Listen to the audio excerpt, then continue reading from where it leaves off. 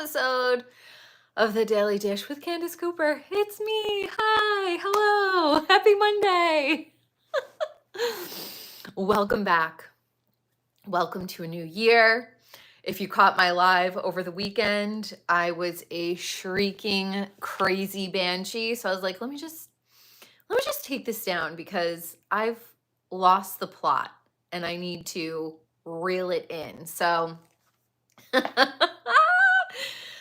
yeah, feeling better. I think I just needed a day off because I worked through the holidays and I worked through the new year and all of that stuff. So I think I just needed a day off. I needed a day to be in my pajamas, be cozy, go for a walk, just like kick it around my house and just relax. So I was able to do that yesterday and I feel much better today. So I hope you guys had a good weekend.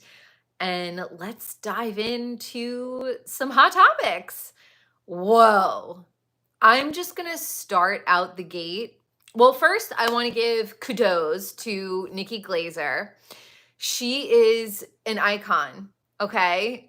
She felt so effortless up on that stage, so comfortable, so beautiful. I don't know if her knees were knocking because she was nervous, but you couldn't tell from the outside. I don't think she was. She just looked so comfortable up on that stage. I want to know, what's her sun sign? What's her rising sign? Is she like Gemini Leo?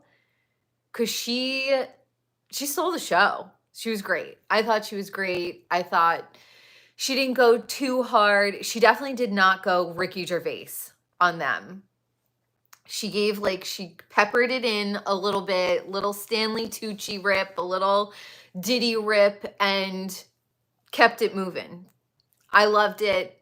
I didn't watch the entire, I didn't watch the Golden Globes. I just watched snippets of her on TikTok, and I'm like, I like her. I don't know what it is. There's something about her that I just really like. So kudos to the only single female host of the Golden Globes. Solo. That's so fucking cool. Times are changing. So here for it. Okay. Let's talk a little bit about the Jeff Lewis, Justin Martindale feud. Jade Catapretta, Heather McDonald is posting pictures of her, Megan, Brandy and Julie, Stu. I love how I counted Brandy and Julie as one person. Stu. Now, ever since the feud started last year, there's just been a shift, I felt like, in mostly Heather's energy. I can understand how it made her feel sour, but she's just been, it's detracted from her funniness. That whole situation just left a bad taste in a lot of people's mouths. It really shifted Jeff Lewis Live. It took a lot of our favorites from Juicy Scoop. I loved Heather and Justin. I thought that they were funny together. Sarah Colonna is just very wet blanket to me. Didn't really care if she stayed or went. But now, and I said this, I called this last year. Jeff and Justin are two Aries men. You think that they're going to get along for a long time? No. You think that they're going to be comfortable like sharing the stage with each other? No. So there was already a time clock on that connection as soon as it started. If you asked me, if you just looked at it astrologically, I knew that there was a time limit on that little, powwow with each other. Justin was stupid because he must have been like harboring a lot of those feelings for Heather regardless. And then this was just like an opportune moment for him to step away from her, further his own career, get a bigger reach. But I was like, she's not going to welcome him nor Jeff back into her life because they dragged her so hard. Jeff's on the outs with Krista. He's on the outs with Justin. He lost Brandy, Julie, Megan. Doug is sticking around because, he should maybe be a little bit nicer to Doug. He's very like nasty and snippy to Doug as well. And then we listened to him rip into Dr. Donna. She probably thought she was just being funny and saying like, oh my God, the room is so small. And he snapped and went off on her. Now, my theory is, I wonder if there's something else going on in Jeff's life that's putting him in such a defensive mood. I don't know if it's money. I don't know if it's custody with his daughter. Somebody, I think he posted a picture of Monroe.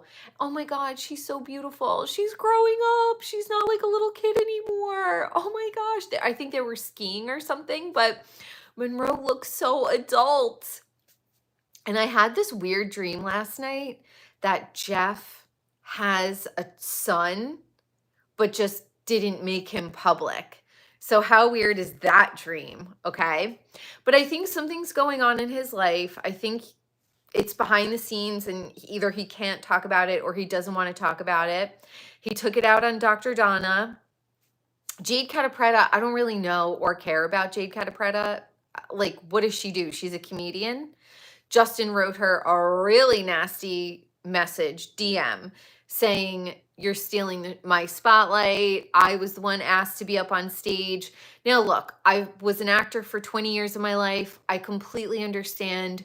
It's such a cutthroat world that when you do finally get like your time to shine, you don't really want someone else to butt in on it. But if it was somebody that Justin liked, he probably would have been fine with it and been like, yeah, whatever, cool, get up, But he obviously has a little something against Jade.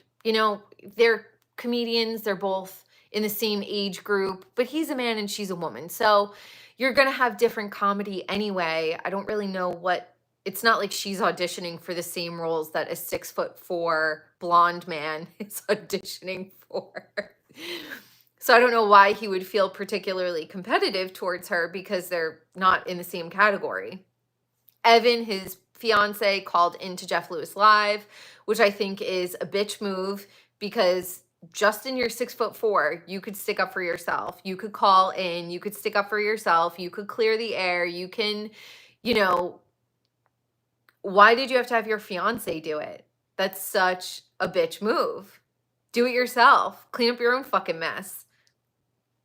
I saw Heather and Justin at the Tempe Improv like 2 or 3 years ago. He's not really funny. I think he's probably more bitchy than he is funny, but he burned that bridge. He torched that bridge. Jeff is on the warpath lately, going after Dr. Donna, losing all his friends. I wonder what's going on. Well, of course, in a few months, it'll come out and he'll talk about it and be like, okay, well, this is actually why I was really upset. And, I'm sorry I took it out on Dr. Donna and whatever. I don't know. We'll see.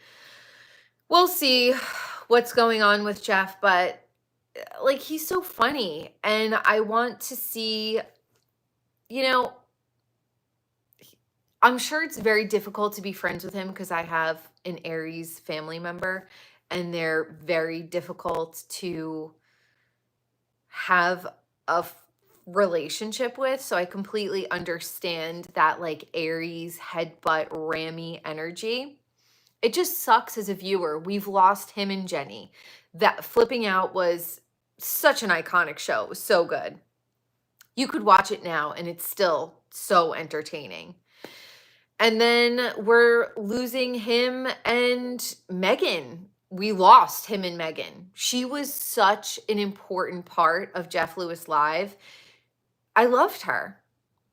So I'm really sad to see him, losing all of these people in his life that make my life happier. So is it selfish that I'm like, oh, I really want them to be on TV still together? Yes, of course. Or radio still together? Yes, of course. It's, coming from a selfish place with me. But It sucks. It sucks. And it's a bigger lesson is that we should enjoy these people while we have them on our radio, while we have them on our TV, because nothing is forever. I mean, James Franco and Seth, what's his face? They don't even talk anymore, and they made like 1 trillion movies together. So we should like take this as a little bit of a lesson to enjoy our favorite people while we still have them on screen or on radio, because it's not forever. I hate that. And then we have to go back and watch reruns, and we're like, "Ugh, I know this storyline already. I've watched it 10 million times, but I miss this dynamic duo." Same thing with original Roni. I just went back and watched like seasons 1 through 3 again. And then once Bethany goes off, I'm like, "Ugh, I hate Aviva. I hate Carol. I hate these women.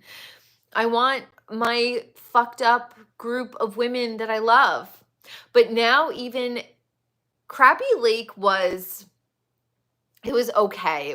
It like wet the whistle a little bit, but it definitely didn't give me anywhere near the fix that I need.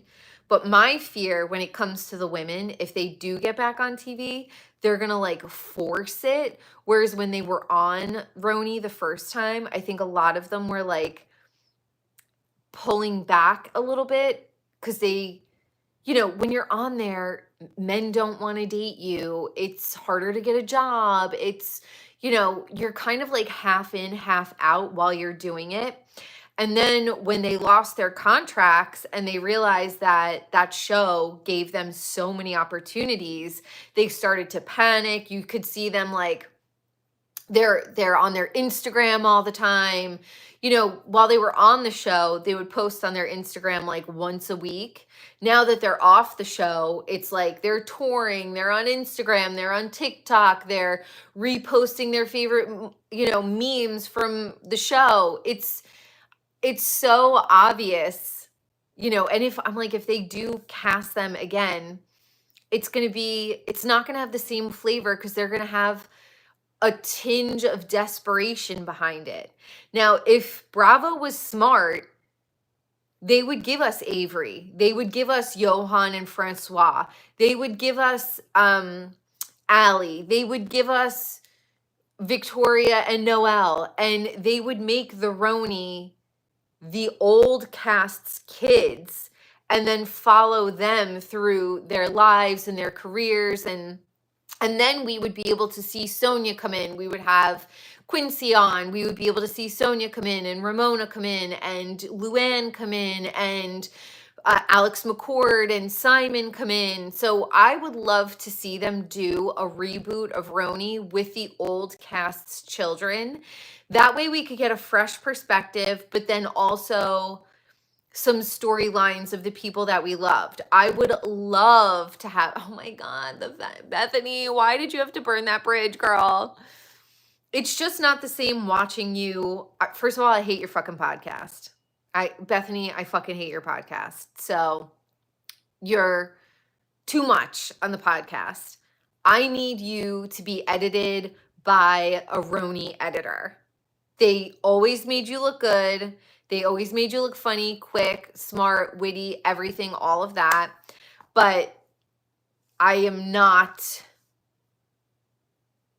able to love you in the way that I loved you when you were on Roni. So I'm very, very sad. But I'd love to see fucking Brynn on Roni 2.0.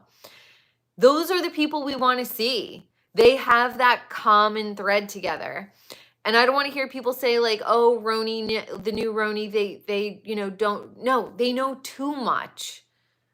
They're so plastic. They're so like polished and it's a show and whatever. Like, give me True Religion or True Ramona or True Renewal, whatever. Give me her goofy ass. I love a little goofy. So that's my whole, 2 cents on the Roni and if they were smart. And that's how I feel about Vanderpump Rules as well. If they were smart, they all would have gone into the restaurant industry, whether it be managers, whether it be, maybe not necessarily opening their own, but managing expanding in the restaurant world. They all, I mean, obviously they all had aspirations as they were actors, singers, actresses. They wanted to do all of that. But now I look at Katie Maloney and Dana, whatever her name is, the podcast is so awful. And Katie Maloney, I'm older than her, but we have the same birth date. Like, she just like has no gusto behind her voice, and she's so I give it like 3 years, and Dana was like, I don't have any other job, this is my only job. And I was like, girl, I have 3 jobs, you better get another fucking job, because I do not think your podcast is gonna last for 3 more years. I'm interested to see where they all end up. It would be cool to meet back up with them in 10 years and see how their lives have changed, and like, you know, E! True Hollywood Stories, where are they now? Does E! even exist anymore? I don't know, but it would be cool to see them in 10 years, but they really don't have interesting enough lives to have podcasts, if you ask me. And I fucking hate Lala. Lauren from Utah, stop it right now. Stop. You weren't even a waitress. You were a hostess. Okay? And the only reason you're relevant is because you were sleeping with a married man, had a kid with him, got a Range Rover, and now your show is over. And I really hope, I do not want to see Lala or Sheena on Vanderpump. Maybe I said I did. Guess what? I take it back. I don't. Our next topic for today, Monday, Aubrey Plaza. Her husband committed suicide. And yeah, like, I want to know how. I know that's like probably not the most sensitive, but I'm curious. I want to know, was it hanging? Was it shooting? Was it, what was it? Was it Harry Carey? Like, was it, you know, what did he do? How did he do it? I'm curious. Now, I want to get a little conspiratorial on you here with Aubrey Plaza. She was in White Lotus, and she did say in some speech or some commentary that she sold her soul. And I was like, Aubrey, no, because I love her. I love a deadpan, like, sense of humor. She said that. I didn't even know she was married. And now he commits suicide. Like, the devil always comes a knockin' to collect. So you said she did. With White Lotus, she reached like another echelon of success. And then she said that she sold her soul, and now her husband is dead. She's a very private person, so I don't really see her. She didn't go to the Golden Globes. She was going to be a presenter. I don't know what she was supposed to present. She did not go. Obviously, it would be in such poor taste if she did. But who knows if she's going to make a statement? Who knows when she's going to make a statement? Very interesting. My little conspiratorial brain was like, didn't she? Because it disturbed me when she said it last year. And I was like, no, not you too. And now this happened. So I don't know. What are your thoughts? What are your conspiracy theories? What are your... Yeah, I don't know. It's crazy. It's been a crazy week. Britney reunited with her son over the holidays, and then she said she's adopting a daughter.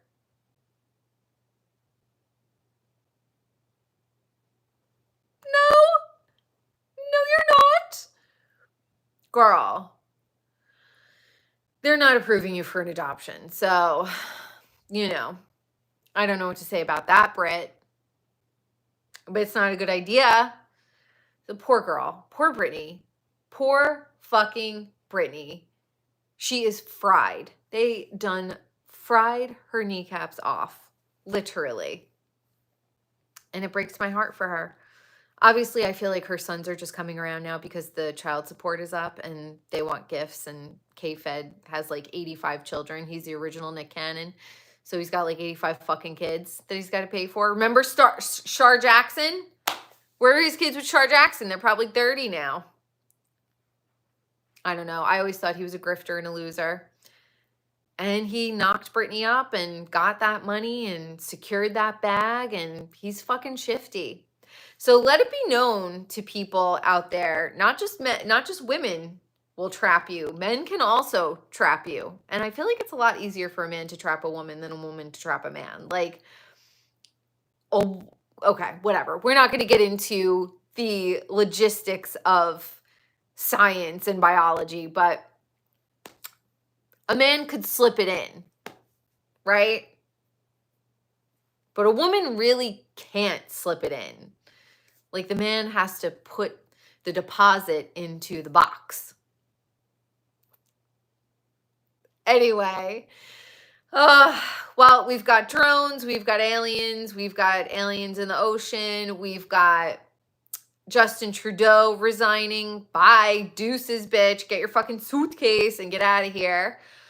But yeah, we've got a lot of stuff going on. I'm sure it'll be an eventful week as we continue on into January. And, you know, I'm just too cute for the revolution. I don't want to be a part of the revolution. I'm way too cute. I have a fresh manicure that I did myself. What do you guys think here? I did my nails. Let's see. Are they nice and shiny? Yes, I did my nails myself this morning. I did my gel maybe like 2 weeks ago. And then I took my gel off yesterday, let my nails breathe, moisturize them, buff them, clean them, did all the prep work. And then today, let me see, I did my toes too. So my nails and my toes. How do my toes look? Good? Yeah, I'm like, I don't want to go to the fucking nail salon. They're so fucking rude and they charge you $1 million and I'm not trying to get a nail fungus. Instead, I did my nails in my home, comfortable, cozy, in sweatpants. I had my protein hot latte with turmeric and cayenne that I made, organic almond milk. Queen. And skin's looking good on the collagen, on the hormones, and I'm feeling good. So I love you guys. Don't forget, like, comment, share, subscribe. Let me know in the comments below how your New Year's was. Did you catch my unhinged rant this weekend? I apologize if I offended anyone.